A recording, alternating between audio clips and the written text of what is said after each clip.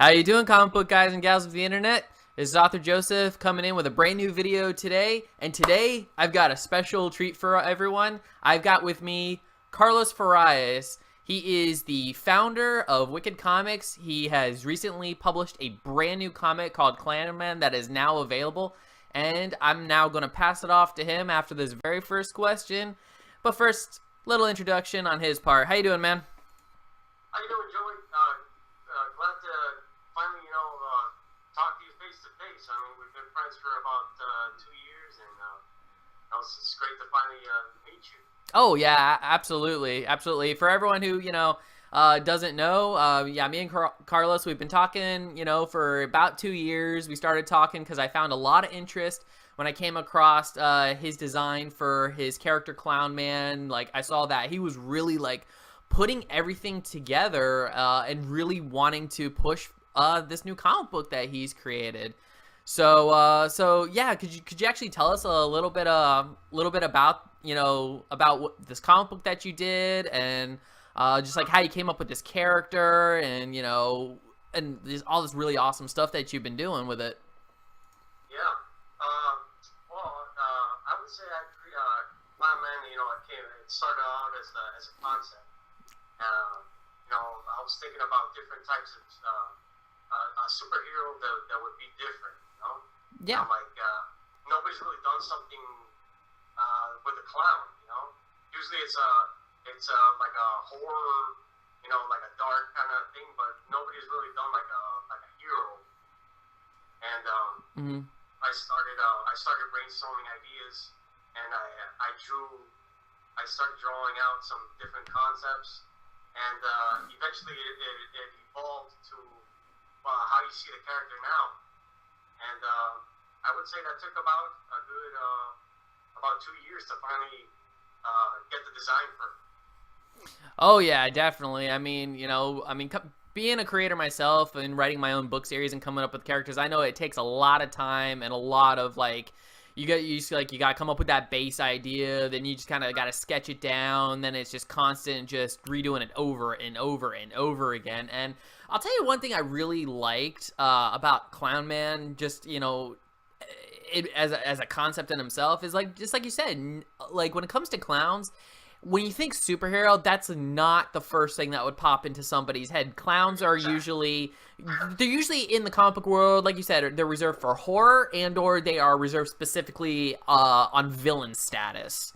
I don't know if this is a subconscious thing, but as a kid, I was really terrified of clowns, and so it's kind of ironic that the first thing I created was something related to a clown. Oh yeah, I mean, there's a lot of, even my wife, she is deathly afraid of clowns. Every Halloween we go to a haunted house, if there were clowns there, she would just freak out. And so yeah, I mean, that definitely presents an interesting kind of idea that you're presenting with making one a superhero, since they are more associated with scary, Exactly. rather than friendly, even though they used to be kind of in the friendly realm when they were more birthday party-ish, but now they've taken that whole idea and just spun it on its head. Shit. But you're right, yeah, clowns in general they're creepy. I don't know, something just creepy about them, I don't know. Yeah, so creepy but cool about them. So then why a clown? I mean, other than the fact that nobody's really done much with it, what's the whole, what's your choice? What's another choice for that? How I came to choose a clown to be a superhero? Yeah. Well, I was a big fan of Brandon Lee and the Crow. I always liked that movie. Oh yeah, excellent movie. I was a big fan of the artist that did it, James O'Barr. Mm-hmm. And, I really liked that concept. There was something about, I don't know, just that whole painting of the face and that dark kind of hero that made me want to create something sort of similar to that, but unique. Yeah. Oh, absolutely, absolutely. Yeah. I mean, the Crow's definitely is good inspiration for something like this. So would you say that with that Clown Man, does he fall really into that superhero category? Because I haven't read the book yet, or is he kind of more into that anti-hero category sort of deal? That's a good question. I would say more of an anti-hero. It's not like he woke up, he changes in a booth, kind of thing. It's not like he wanted to go and. It's just events that happen in the story to make him, be in the situation. More kind of thing. It's not like he's just your typical superhero.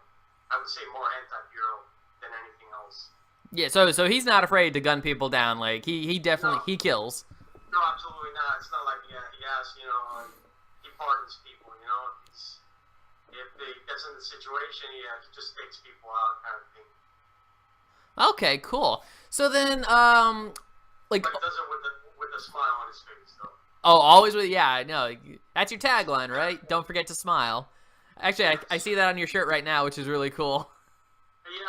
Actually, I'll show you after some shirt I made and different things I've been working on. All right. Based off the character. Oh, absolutely.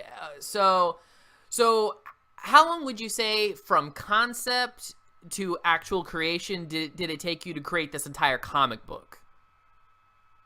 Wow, yeah, that's a good one. I would say about a year. I would say about a good year. So I started, and I really don't. I know there's some guys they'll do like thumbnails and they'll plan out the whole book kind of thing. Mm-hmm. It's like I can't really work like that. Like I'll just like one day I'll just start a page and just create just from day to day kind of thing. Just and then I'll just think about ideas. So I would say about a good year to really, figure out the character and the look of the character and exactly where the story, where I wanted the story to go. Oh yeah, absolutely, because I mean you did this whole project by yourself. I mean you were the the creator. You did the script. Wrote out the whole story. You did the art, the coloring. I mean, that must have been just a lot of work on your part. So, I mean... It is a lot of work. Because, you're doing the drawing from the sketching to the inking to then finally coloring and, coming up with, where you want the story to go. It's pretty tough. Oh, yeah, I bet. It's consuming. Oh yeah, well, and when you were doing this, did you do it? Was this like all by hand, or were you doing like half by hand, some on computer, or between like say the coloring and the inking and stuff? The drawings I do it all by hand. The drawing and the inking, it's all hand drawn, and then the colors I do on the computer. Oh, cool. What programs are you using for that? For the coloring, I use Photoshop. Photoshop? Ah, it's good stuff. Yeah, I always use Photoshop, and like for like the videos and things, I use Premiere, Adobe Premiere, and Adobe After Effects. I use, and if you saw the trailer, I use what is it called? Anime Studio. Anime Studio. It's like it's a 2D animation program that. Basically could build a skeleton and move 2D drawings. Oh wow, I'm actually gonna have to check that out. That actually sounds pretty cool to use. It's complicated, and it's a pretty complicated program. But once you get the hang of it, and because I just use my own way of using it. I didn't really follow anybody, and you could animate your comic book. Oh, dude, that sounds so cool. Okay, yeah. So I will definitely be checking that out after we conclude this video for sure. It doesn't break the bank, it's not a real expensive program. Oh, sweet. That sounds like it makes it even better. So, yeah. It's not like a 3D animation program. Mm-hmm. Like I know how to use 3D animation programs. It's not as expensive as those. This one is pretty cheap. Oh yeah. Because I mean, I'd say the only 3D program that I have ever really used, because the only one I've ever been trained on was Autodesk Maya. And Maya. Oh, okay. Yeah, I know Maya. Yeah. Yeah. That's a really complicated. That goes deep. Oh yeah. I mean, there's people that just specialize in one. There's a guy that just does animation or just builds the skeletons. It's a complicated program. Sweet, that sounds good.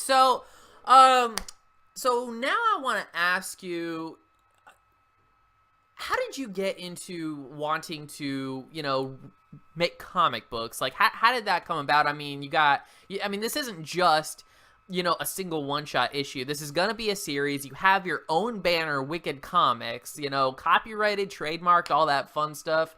I mean, you've got merchandise that you're cranking out. So, like, what really was the core, like, spark or inspiration for saying, you know what, this is what I want to do? Well, I would say the inspiration came at a young age. Mm-hmm. Well, I grew up in the 90s, and it was the big time of the rise of Image Comics. So, and comic book stores was a big thing, when we were growing up in the 90s.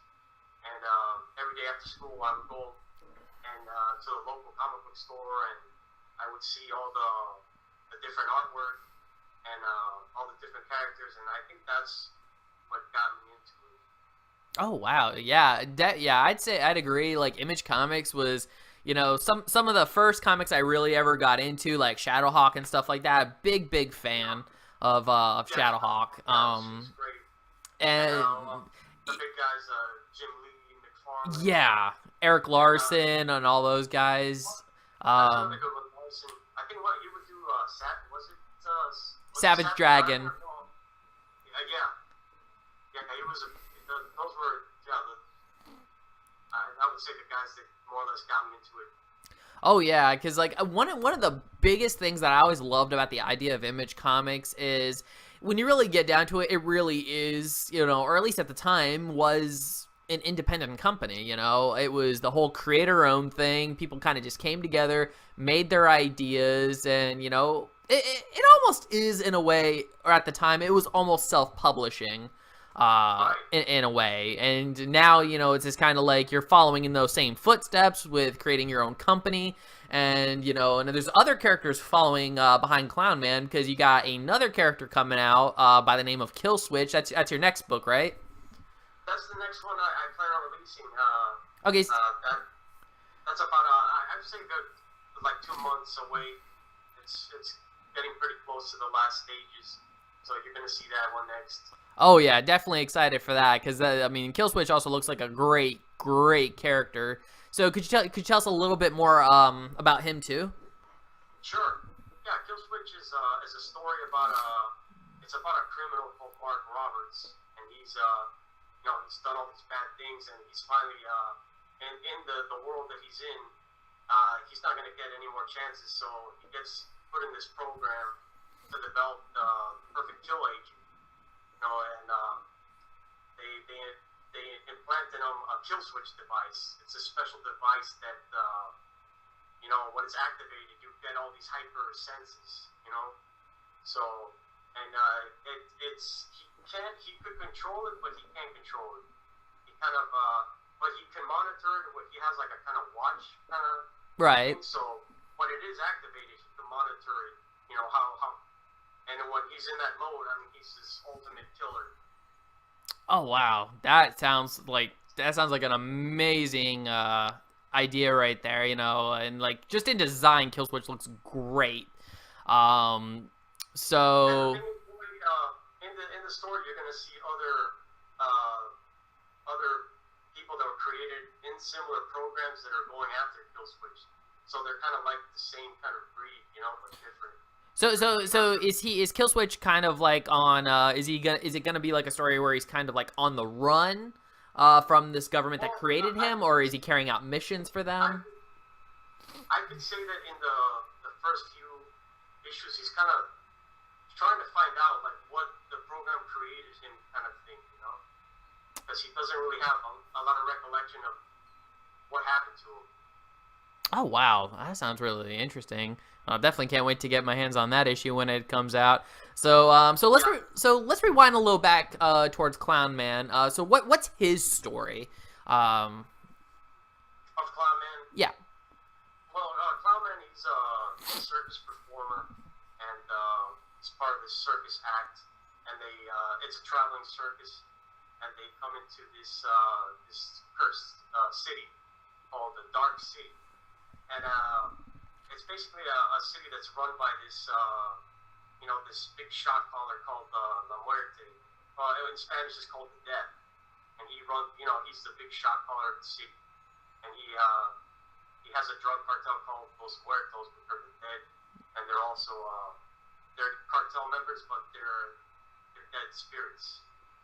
So something happens to Clown Man in the city, and with that he gets these powers, and that's how the story more or less begins.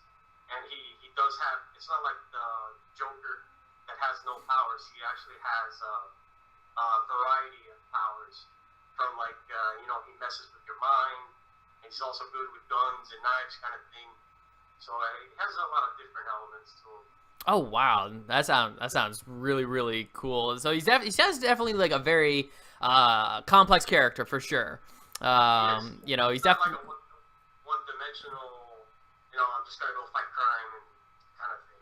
So it's a lot more to the story than just your ordinary, regular just beating up the bad guys and that are mugging the old lady, kind of thing.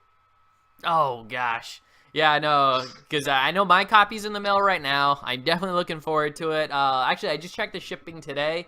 It should be here by Monday. Oh, awesome! So tomorrow, I should actually have the book by tomorrow. So I'm actually really excited to just rip into it and see it for myself, kind of deal.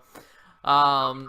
So then, of course, since you're creating a whole, world of characters, like how many more how many more characters do you have lined up?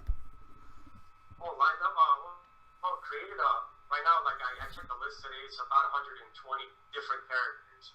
Holy crap! All different types of characters. I mean, you got just to name a few. I don't know if you've seen. There's a character called Phantom Man. It's another one I'm working on. Oh yeah, I think I've seen Phantom Man. Another one that really sticks out in my brain. Bloodstone. Bloodstone. That's another one that's coming up. Bloodstone is another story. That's also, it's also a very deep story too.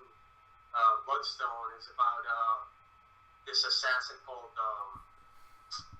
Bishop Cross, and there's a fallen angel that falls with this deadly stone called the Bloodstone, and then he comes in contact. This angel's he's actually getting away from somebody, a darker angel that's trying to kill him, and he lands there with this dark stone, and the assassin, Bishop Cross, he picks up the stone and then transforms into this character called Bloodstone. It's not just that one stone, he's got to gather all these different stones, and all the stones he comes across, each one gives him a different ability, so, yeah. You'll come across one stone that maybe it's like a leap of faith stone that you could jump, to higher thing. Every stone is going to give them a different ability. Oh, that sounds really awesome. Really awesome. But then to twist the story around, there's people, like if you're an evil person and then you come across one of the stones, they also transform it into another different, different type of creature when you come in contact with the stone. Wow. But you're going to see a lot of different villains in the Bloodstone series. Hey, you got it all figured out there. So now I guess my next question, it's just got to be, because you are basically a single-man crew and you have more than 100 characters, just prepped and ready to go to be made into a comic, how are you going to manage all of these different comic books? Are you going to do a few issues of Clown Man and Kill Switch and then kind of move on to a next one? Or do you want to do maybe a full complete run of both Kill Switch and Clown Man before moving on to another character? Or how are you going, how are you planning all that stuff out? A lot of madness. I don't know how that's gonna, it's getting crazy. But eventually if everything works out, I come across somebody that I feel that has, that I can work with, because it's going to be a lot of comics and a lot of stories to manage. But right now I'm doing 4 books at the same time. I'll draw two pages of this comic, 2 pages of another character, another story. So I'm jumping in between different comics all at the same time. Oh, It's, wow. yeah, I'm going crazy. That's man, that sounds great. And then of course, on top of just the comic books, you're also doing your own advertising, like you're making videos, and then on top of that, you're creating your own merchandise that you're selling. You got, I mean, you got the T-shirts as we see right there. Like what other kind of stuff do you have? Oh, I'll show you, Joey. We also got. I was working on like a line. Actually, I sent you one, like a line of trading cards that, like it on the back of the card. This is the Clown Man card. It has different special. It's called special abilities. It shows his strength, his intelligence, healing power, fear meter, battle experience, and mind control. And then on the bottom is like a short little description of what his story is about. And also it tells like his real name, which is his real name is Chris Mason. Their occupation, he's a circus performer, so that's something to look out for. It's with the trading cards. Okay, so now, so everyone who orders a copy of your comic book, are they going to get one of these trading cards? Absolutely. Yeah, that's I planned it. Yeah, everybody's going to get a free trading card, and everybody gets a copy. I sign it for them. Hey, that's a pretty good incentive right there. So you get a comic book, a signature with a card. Nice going, nice going. Can we actually see can we see a copy of Clown Man? Do you have one laying around? Actually, yeah, I do. So this is the copy. Oh, now look at that. That's got some. That's good coloring. That's the back cover. Oh gosh, that back is amazing. It's a gloss. It's like a gloss. It has a pretty good shine to it. And I'll show you a few pages. See, there's a splash page. Dude, that's so cool. And then you actually get. Let me show you a little preview of the kill switch there. You're gonna get. That looks amazing. That looks really cool. And actually, the back cover, this was done by a colorist called Splash. He goes by Splash Colors on Facebook. He sent that in as like a fan art piece, and I thought it was so great that I ended up using it for the back cover because it really caught my attention. Oh yeah, no, definitely. I mean, you'd almost have to be crazy not to use that. That was just absolutely gorgeous right there. And actually, I made that into a mouse pad. So that's what I'm rocking on. I work on the comics. This little mouse pad there. Oh wow, that's great. So okay, so besides the comic books, the cards, what else do you have available for merchandise that we can purchase in your store? Also, I was working on some custom action figures. I'll show you. Oh, cool. So, this is the Kill Switch one. Wow. If everything goes well, I was like, I thought it would be a cool idea if you could, get some action figures. That's it. Kill Switch. Actually, I have a Clown Man figure. And you did all these yourself, right? Yeah, I made these because I used to paint. I used to paint a lot of models growing up. Warhammer, little miniature models. So I also apply that to, I'm also working on a Kill Switch. I'll show you another time a full bust of Kill Switch with the eyes light up and everything. Wow, that's I made the Clown Man bust in the back that you see. So maybe if I ever go to Comic Cons, you might come across it. Sweet. So let me get everything all straightened out. So, comic book artist, advertising, custom action figures, cards, like the merchandise and everything. All right, he does it all, people. You gotta say he does it. He does it all. That's actually voice voice acting. Yeah. Oh yeah, because you voice act your own trailers. So. Yeah, it's crazy. Man, that's really cool. It's like, because I'll tell you what. I mean, that actually makes that actually I got to almost say you're basically a hero to me in that regard. Because I've always wanted to get into the comic book game. With art, doing artwork like illustrations and like I've always wanted to see my own company and stuff like that, and just kind of breaking into the industry in that way. But I've always had a few kind of never really took that big step forward, I guess you could say. Yeah, I broke into the book world and stuff, but that's kind of only like for me that's like halfway in. That's not the full yard yet. Because I guess I've been kind of afraid to do that in some regards, but you went ahead. I mean, you just went charging through and said, you know what, no regrets, no looking back, let's just do this. And that's just that. I think that's just really awesome, man. You're either gonna succeed or I try to give it my best shot. I don't consider myself to be the best artist or the best. I just try to be as unique as I can. Oh yeah, and I tell you what, your art definitely has a very very unique look to it. Yeah, that's a good thing. Yeah, and for anybody out there, if you could just have a unique style, I think that's the most important thing. Unique style, unique ideas. Don't try to be like don't try to copy somebody else's style. Try to be yourself. Oh, absolutely true. I agree with that 110%. Because every time I try to draw something, it's usually because I'm inspired by someone else's work, and I'm trying to almost mimic that 100%. Like even when I started writing my books initially, I was reading a lot of superhero books, and I was a lot, especially a lot of like Diane Duane, because she did a lot of the Spider-Man books, from like the Venom Factor to the Lizard Sanction.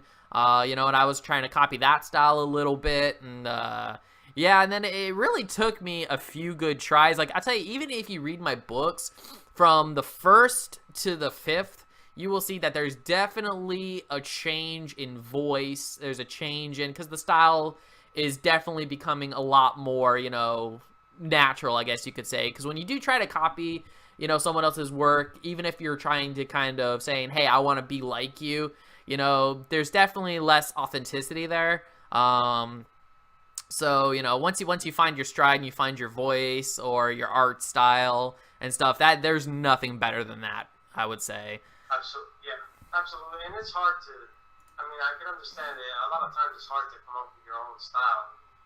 Naturally, you got to start somewhere, so you mimic other people. But I would say if you could take that and then just put it into your own style, that's where I think you're going to do it right. Oh, right on. And so you've done everything basically on your own. Have you ever worked with anybody before on any of these things? At all? Well, for Kill Switch, I know I was working with the artist. Yeah. Steven Strange, but things really didn't work out. Because I was doing Clown Man and I also wanted to do Kill Switch at the same time, so I just didn't have the time. So I was working with him on it, and but we split our own ways. And, wow. And now, I'm just basically by myself until if things work out, I could find somebody else to help me out. Oh wow! Oh, would you mind? Would you be all right telling us like what happened with that? Like, with Steven? Yeah, like how that fell through, because I remember you guys like seemed kind of tight there a little bit, because I remember one time rushed to the defense of someone who was trying to kind of take Kill Switch's design and pass it off as his own. Right, and it's funny you say that, because I was trying to defend us as a company, like anybody that was trying to rip us off. And then, I think not even Steven told me about it. It was some other member. He told me, "Oh, look, somebody was trying to rip off the character." So then I try to call him out to say, why are you doing that? And then Steven, he was always against me. He would say, "Oh, no, don't do that." But I was telling him, like, you can't let other people steal your ideas. Right. So it's just we always kind of bashed heads, which is a shame because I consider him a good artist. You're gonna see his art in the Kill Switch book. So I mean, it's kind of a shame that we ended up splitting ways, but at the end, I think it's the best thing. Yeah, I definitely know where you're coming from. Like I remember one time I tried to get, my first book, Tiger Man. I was trying to get that done into a comic book. I actually managed to recruit. I had a team of, we were a total of 4 guys. Of course I was the writer. Then had like an artist, an inker, colorist. And yeah, we kind of, we definitely ran into some issues there because we were like, we were actually past, the phase where we had started like it was basically we were in the penciling stage. Like he was doing like we were past the sketching. We were actually doing like a lot of the artwork, and we were getting close to that right about that halfway point when they just stopped working. And then it really because originally the agreement was we're gonna get this thing done, and because you guys had a hand in the comic book, it's kind of gonna go in a way where okay, you guys can print as much as you want. Whatever you sell, you can keep that money. I thought that was pretty fair. So it's like, because we all lived in different areas, so no one's really like impeding on anybody else. But then it came to a point, it all came to a head when they called a meeting on me. I went in, like, over a voice chat, of course. But they were just like, hey, we don't want to just work for what we sell. We want a slice of the copyright. We want to own some of these characters that you're making. And to me, I was kind of like, especially with Tiger Man, that was a character I created when I was 12, and I was very, very adamant about keeping him because he was, that really is, I tell people Tiger Man's, that's my baby. I'm gonna take care of him more than almost any other character I create from here on out. And yeah, so, I told him, I was like, hey, look, guys, it's like, this is how I feel about it. And this is a character I don't want to let go. These characters are mine. The designs are mine. Like, I came up with everything, 100%. And then, from there, it just kind of boiled over, and they're just like, well, then we're going to go a different way. So that was pretty much that. It didn't end really, I don't want to say we ended on unfriendly terms.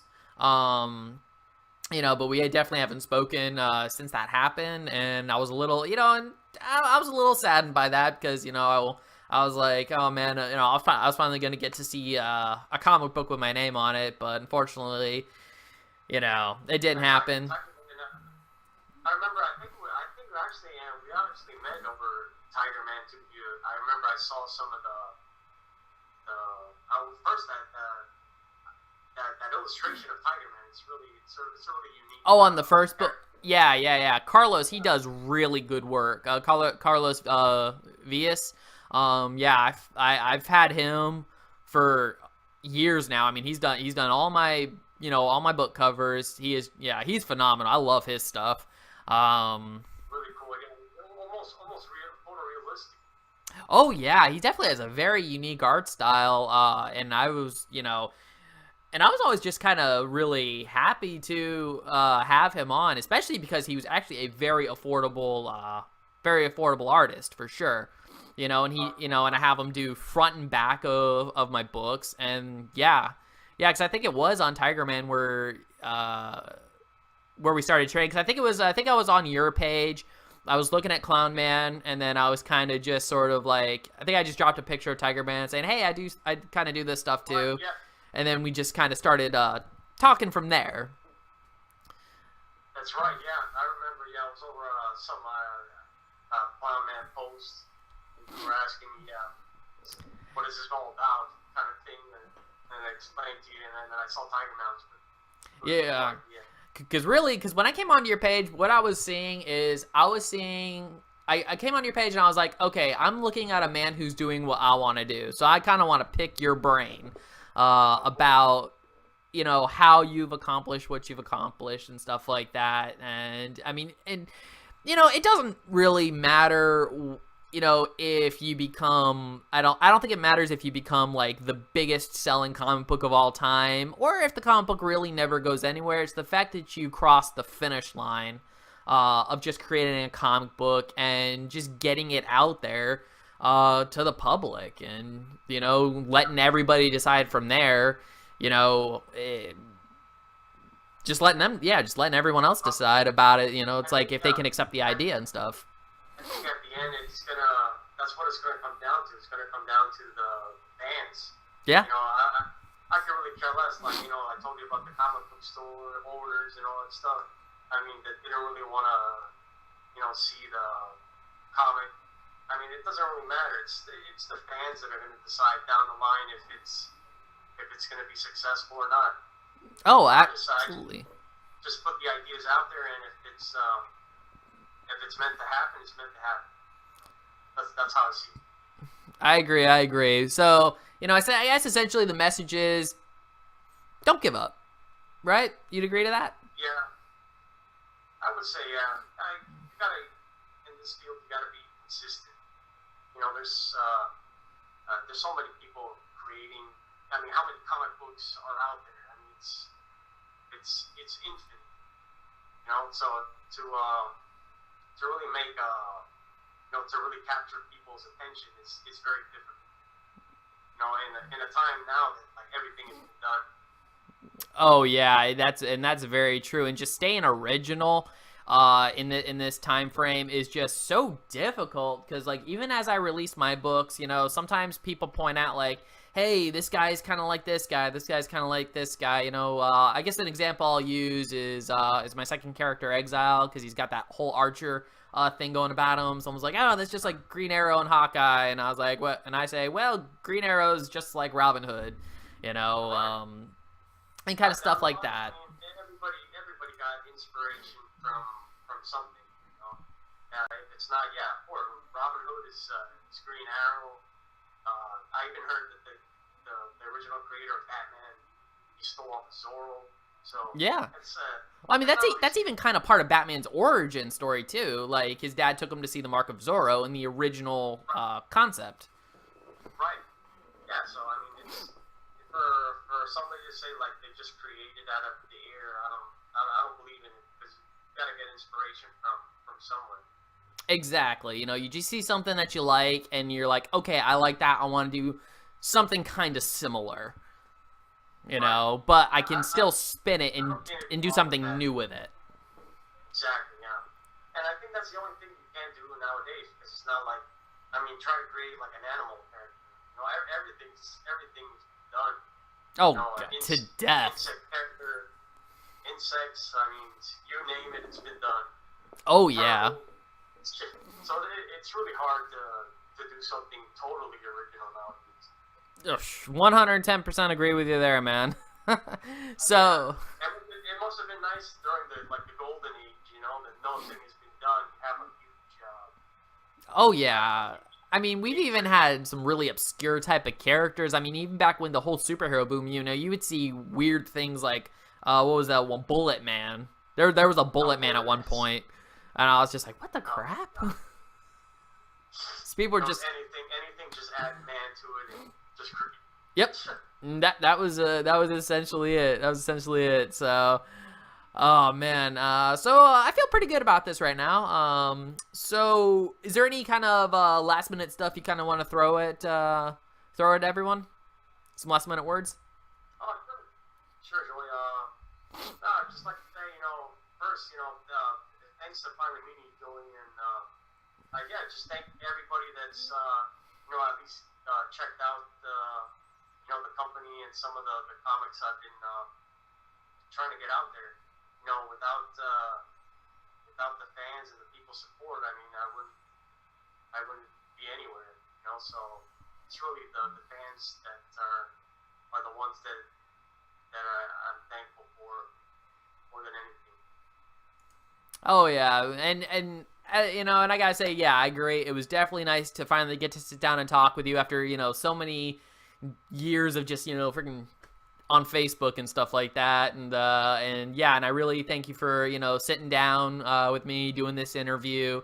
Because I would like, I would like to get your work out there too, and it's because I really like your style. I like your ideas, and definitely got to get it out there. So thank you for joining me today, Carlos. I am, again, just so happy that you took time out of your schedule to sit down and do this, especially do the time difference, because I'm here in Anchorage. I'm literally 4 hours behind you, so for me it's only 6 o'clock here, and for you it's later. I know. No, anytime, Joey. I have had a fun time, and appreciate your friendship on basically going through the same thing. Like as a creator, writer, trying to get your stuff out there. I know how hard it is, and I think even the harder part is doing something with it.